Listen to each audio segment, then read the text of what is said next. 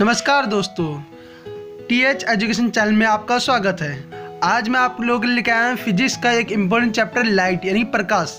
उसके बारे में आज हम पढ़ेंगे और इस चैप्टर को पढ़ने के बाद इसमें लास्ट में मैंने एक टेस्ट इंक्लूड किया है।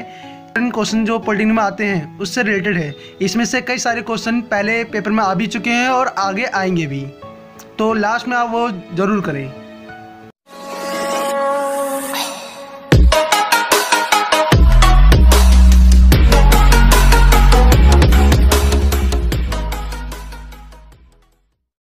पढ़ेंगे प्रकाश की लाइट के बारे में। तो लाइट क्या होती है? लाइट एक ऐसी चीज़ है जिसकी वजह से हमें हर चीज़ दिखाई देती है। और वो चीज़ हमें कैसे दिखाई देती है उसके बारे में बात करते हैं। जैसे कि ये एक कैंडल यानी कि मोमबत्ती, इसमें से प्रकाश निकलता है, इसमें से लाइट निकलती है। तो इसमें से प्रकाश निकलता है तो ये किसी वस्तु पे, यहाँ पे कोई ऑब्जेक्ट है, कोई वस्तु है जिसपे प्रकाश यहाँ से निकला, टकराया, और उससे टकराने के बाद हमारी जो ये आँखें होती हैं उस पर आता है।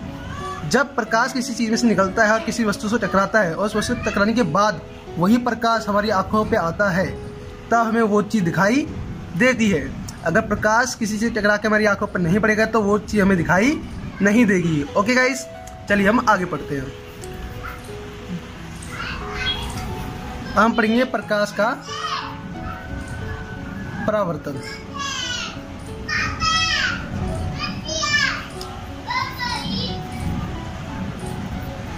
Reflection of light.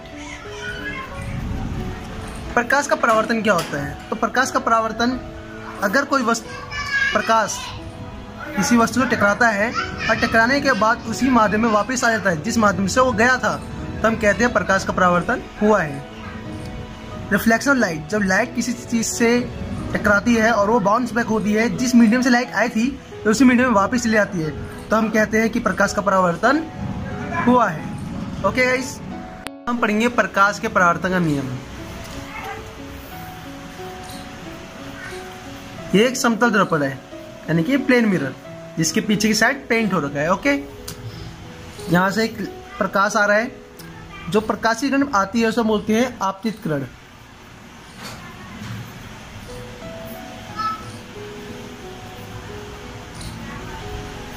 यानी कि इंग्लिश में बोलते हैं इंसिडेंट रे।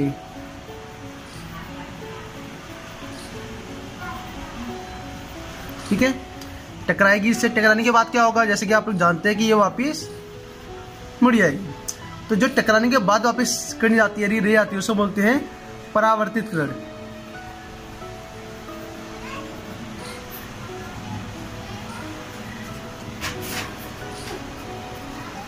यानी कि रिफ्लेक्टेड रे।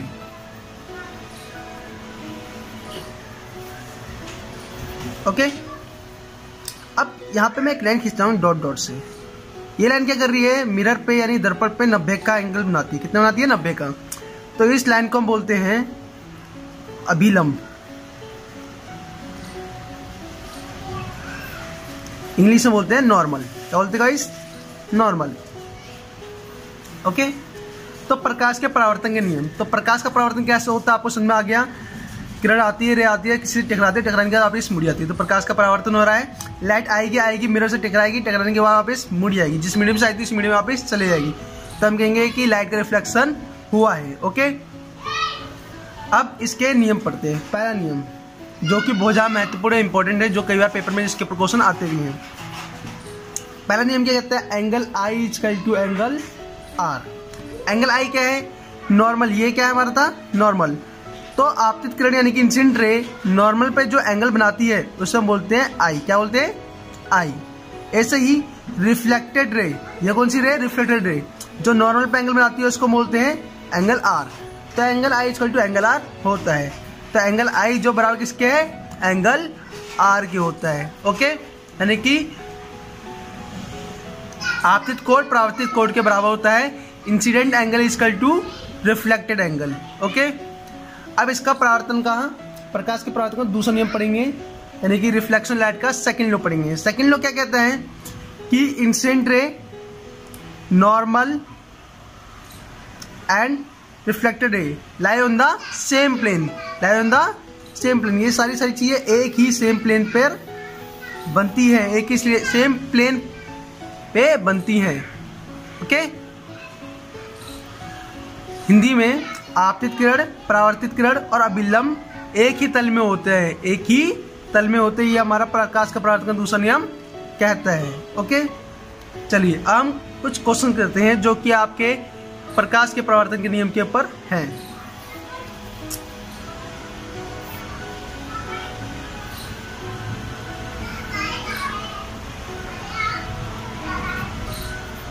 यहां से लाइट आई, यहां से लाइट चलेगी। अगर मैं कहूं आपसे कि ये एंगल कितना है 60 डिग्री, कितना है 60 डिग्री, जिस पे लाइट आ रही है, तो बताइए कि एंगल आर इक्वल टू क्या होगा। ये आपका एक क्वेश्चन है, ठीक है। तो इसको सॉल्यूशन मैं आपको बताता हूं।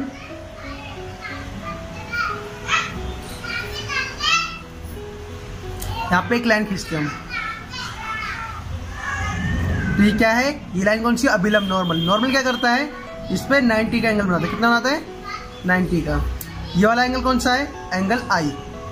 तो आपको ऐसे बताइए एंगल आई प्लस 60 कितना होगा, 90 डिग्री, ठीक है। 60 प्लस का इधर गया तो माइनस, 90 माइनस 60, तो एंगल आई इक्वल टू कितना है हमारा 30 डिग्री। और जैसे कि हमें पता है फर्स्ट लॉ ऑफ रिफ्लेक्शन, यानी कि लॉ ऑफ रिफ्लेक्शन का फर्स्ट लॉ जो था प्रकाश के परावर्तन का पहला नियम, angle I equal to angle R होता है, यानी कि दोनों बराबर कितने हैं 30। इस तरीके से हम आर निकालेंगे, आर कितना है हमारा 30 डिग्री। ओके, जानते हो हम प्रकाश के बारे में पढ़ रहे थे, तो प्रकाश जो होता है दो रूप में गति करता है। प्रकाश के दो रूप होते हैं, लाइट के दो फॉर्म होते हैं। Light travelling the two form. पहला फॉर्म होता है रे, अगर मैं इंग्लिश में बोलूं, इंग्लिश में रे, हिंदी में किरण या तरंग भी कह सकते हैं इसे। दूसरा प्रकाश जो गति करता है कणों के रूप में, यानी कि फोटॉन्स के फॉर्म में, यानी कि कणों के रूप में। तो प्रकाश के दो रूप होते हैं, कणों के रूप में और किरणों के रूप में ये गति करता है। तो प्रकाश का परावर्तन हम पढ़ चुके हैं, ठीक है। प्रकाश के परावर्तन के नियम भी हमने पढ़ लिए। तो हम प्रकाश का परावर्तन होता किससे, दर्पण से, यानी कि मिरर से। तो हम प्रकाश के परावर्तन के बारे में आगे थोड़ा और पढ़ते हैं। ये क्या है, समतल दर्पण, यानी कि प्लेन मिरर। क्या ये, प्लेन मिरर।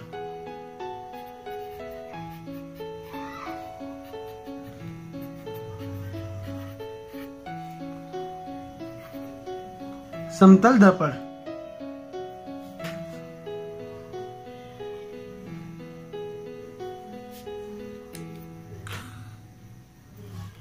हिंदी में समतल दर्पण।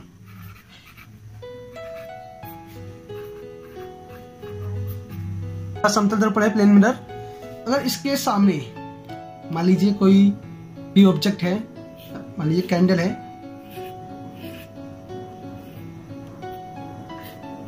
क्या रखी है, तो समतल दर्पण में जितनी ही आगे की दूरी पे कोई वस्तु रखी है उतनी ही ये पीछे हमें दिखाई देगी।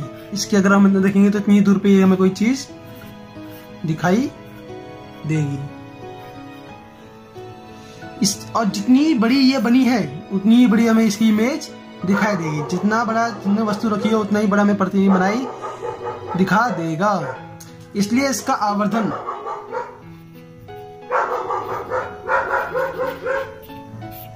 यानी कि मैग्निफिकेशन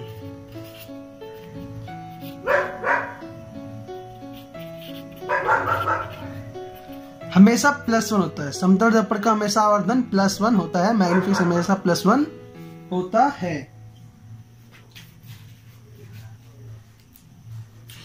क्यों मैग्निफिकेशन यानी आवर्धन क्या होता है कि इमेज जो है कितनी बड़ी बनेगी, तो जितनी बड़ी वस्तु थी उतनी बड़ी इमेज बनेगी। दोनों का साइज बराबर है, इसलिए इसका आवर्धन कितना है यानी मैग्निफिकेशन कितना है 1 और +1, ठीक है।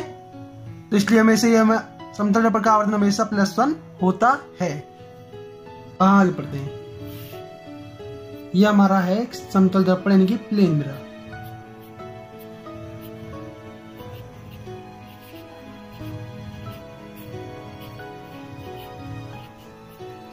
यानी कि प्लेन मिरर।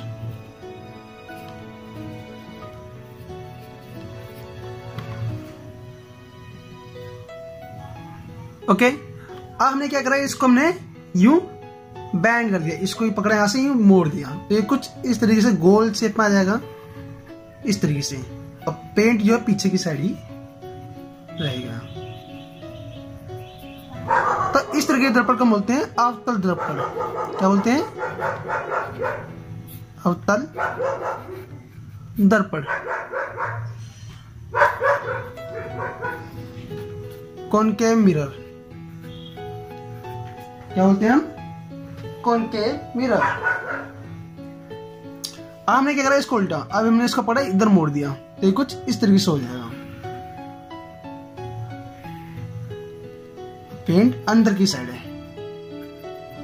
इसमें पेंट अगर हम देखें तो ये आगे इसको बढ़ाए, ये एक सर्कल बन जाएगा जिसमें सर्कल के बाहर की साइड पेंट है, तो उसको बोलते हैं अवतल दर्पण यानी कॉनकेव मिरर। इसको अगर हम आगे बढ़ाए डॉट डॉट को, ये भी एक सर्कल बन जाएगा, लेकिन इसमें क्या सर्कल के अंदर की साइड पेंट है, तो इसको बोलते हैं उत्तल दर्पण यानी कि कॉन्वेक्स मिरर। ठीक है, तो दर्पण हमारे 3 प्रकार के होते हैं, समतल दर्पण, अवतल दर्पण, उत्तल दर्पण। मिरर हमारे 3 टाइप के होते हैं, plane mirror, concave mirror, convex mirror. Okay, हम अवतल दर्पण के बारे में पढ़ेंगे।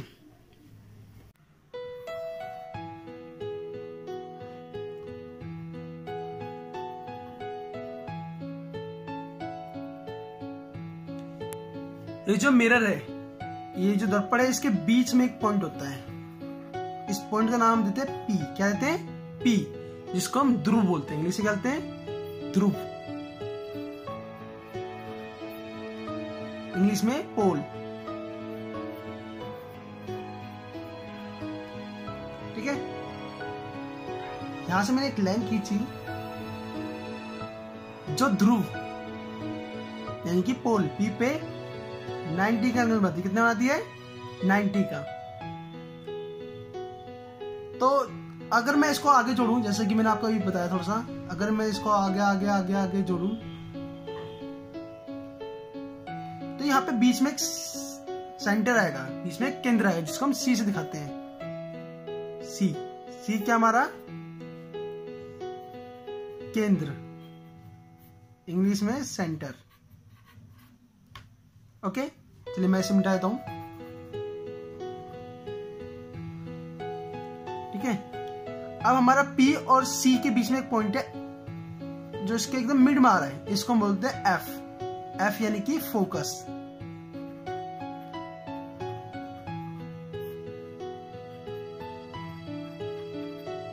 क्या बोलते हैं?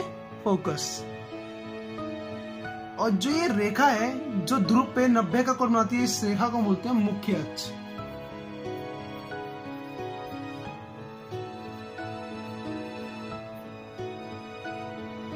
क्या बोलते हैं? मुख्य अक्ष।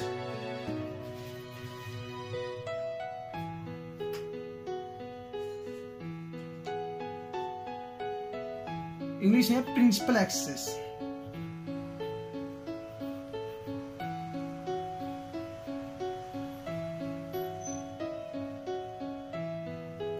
ओके, मुख्य अक्ष।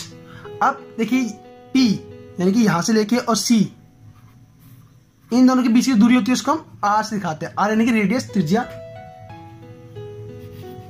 R क्या हमारी? रेडियस, हिंदी में त्रिज्या।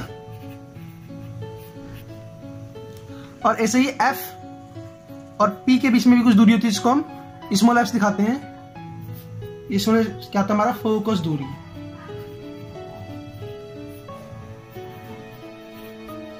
इंग्लिश में फोकल लेंथ।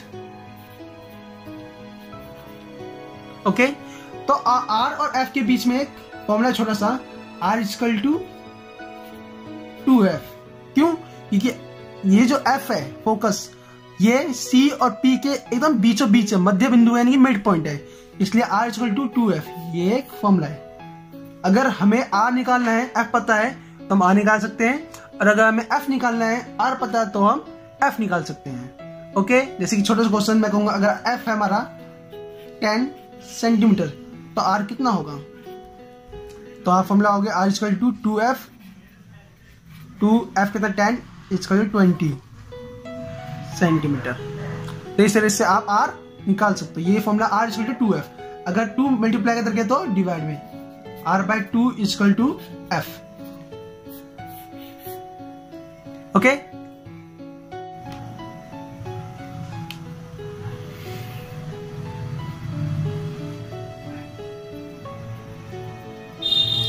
कौन सा दर्पण है, अवतल दर्पण।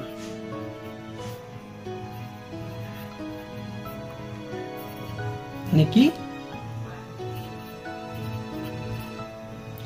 Concave mirror. ये हमारा मुख्य है प्रिंसिपल एक्सिस, ये हमारा क्या है P, ये हमारा C, ठीक है। अब देखिए, मान लीजिए कोई वस्तु, कोई ऑब्जेक्ट जो मैंने कहा रखा अनंत पर, कहा रखा है अनंत पर यानी कि इन्फिनिटी पर, तो क्या होगा, उस ऑब्जेक्ट में से रोशनी आ रही है टकरा के, तो रोशनी जो आएगी लाइट वो जाएगी मिरर पे। जब भी रे खींचेंगे, ये किरण खींचेंगे, ये मुख्य अक्ष हमेशा पैरेलल होनी चाहिए, यानी समांतर होनी चाहिए, यहाँ जाएगी टकराएगी। अब दर्पण से टकराएगी क्या होगा, ये मुड़ जाएगी। ऐसे ही यहां से भी एक किरण जाएगी, रे जाएगी मुख्य अक्ष के पैरेलल, मुख्य अक्ष के समांतर, यानी कि प्रिंसिपल एक्सिस के पैरेलल टकराएगी, दर्पण से मिरर से टकराएगी, क्या होगा, मुड़ जाएगी। यहां से एक रे जाएगी, यहां से जाएगी, इसके पैरेलल टकराएगी, मुड़ जाएगी। यहां से एक रे जाएगी, मुड़ जाएगी। जहां पे सारी रे आके मिलती है उसको हम फोकस कहते हैं। तो फोकस इसे हम क्यों कहते हैं, इस वजह से और कहते हैं कि जहां पे सारी किरणें आके मिलती है, इसलिए हम उसको हम फोकस कहते हैं। और ये फोकस C और P के बीच में होता है। ओके, हम पढ़ेंगे उत्तल दर्पण के बारे में, यानी कि कॉन्वेक्स मिरर के बारे में।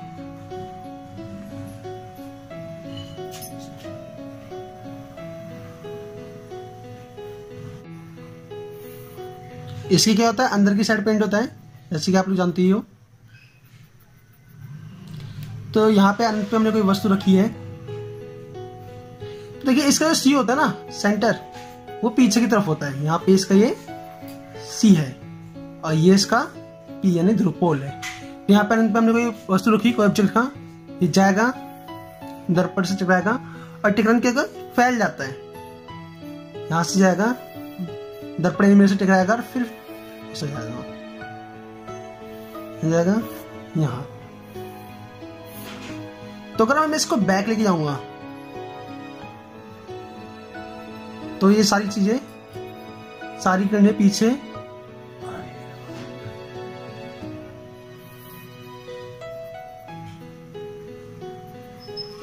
एक जगह मिलती है, इसको बोलते हैं फोकस। क्या बोलते हैं हम, फोकस, जहां पे सारी किरणें आके मिलती है। ओके।